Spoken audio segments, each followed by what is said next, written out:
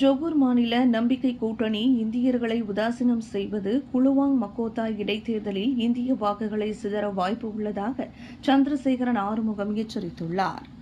கடந்த 2021ஆம் ஆண்டு அந்த கூட்டணியிலிருந்து தாம் வெளியேற காரணமாக இருந்த அதே காரணம் மீண்டும் நிகழ்வதாக குறிப்பிட்டார். நேற்று நடைபெற்ற மாநில முதல்வர் ஓன் ஆபீஸுடனான நடைபெற்ற சந்திப்பு கூட்டத்தில் அந்த கூட்டணியின் இந்திய தலைவர்கள் இல்லாதது அங்கே உள்ள இந்தியர்களை எங்கே வைத்துள்ளனர்கள் என்பதை கண்கூடாக பார்க்க முடிகின்றது என சந்திரசேகரன் சுட்டிக்காட்டி வருத்தம் தெரிவித்துள்ளார். DABEயின் முக்கிய இந்திய தலைவர்களில் ஒருவராக விளங்கி பிறகு அந்த கூட்டணியிலிருந்து தாம் விலகியதை நினைவு கூர்ந்த அவர், இந்திய சமுதாயத்தை அந்த கூட்டணி அங்கீகரிக்கவில்லை என்பதை வெட்ட வெளிச்சமாக்கியுள்ளது என்றும் அவர் குறிப்பிட்டார்.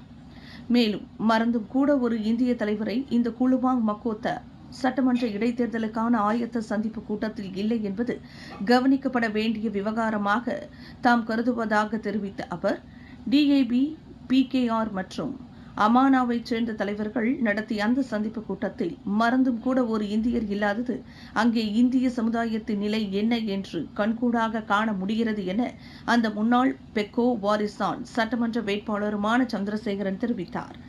இந்திய சமுதாயம் அவர்களின் இரட்டை வேடத்தை இனியும் நம்பக்கூடாது என இந்திய சமுதாயத்தை வலியுறுத்தி கேட்டுக்கொள்வதாக தனது அறிக்கையில் அவர் மேலும் குறிப்பிட்டுள்ளார். விலையில் மேலும் செய்திகளை தெரிந்து கொள்ள கீழே இருக்கும் பெல் பட்டனை அழுத்துங்கள். உங்கள் ஆதரவை வெளிப்படுத்த லைக் மற்றும் ஷேர் செய்யுங்கள். தொடர்ந்து விண்வெளியுடன் உங்கள் பயணத்தை தொடர்ந்திருக்க சப்ஸ்கிரைப் செய்யுங்கள்.